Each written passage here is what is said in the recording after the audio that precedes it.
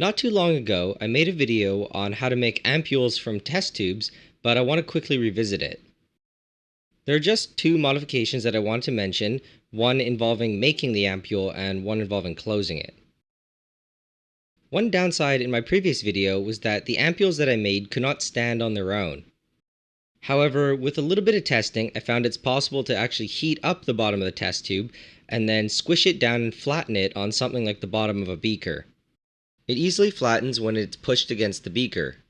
It's best to squish it against something insulating like glass so the test tube remains malleable for as long as possible.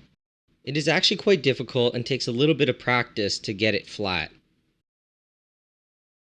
So you can see here, when the ampule is flattened, it can now stand up on its own. This next part is just like in the previous video where the test tube is heated and then pulled.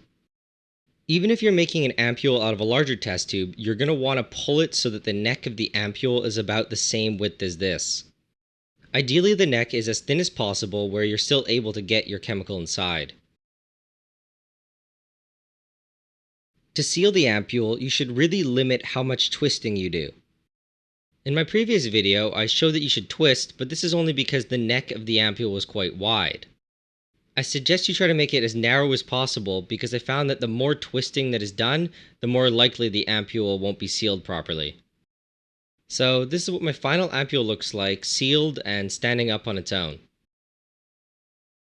Sometimes I find that after making the ampule, it's a good idea to shake it around a little to make sure there's no leaks, and you can see here that it is well sealed.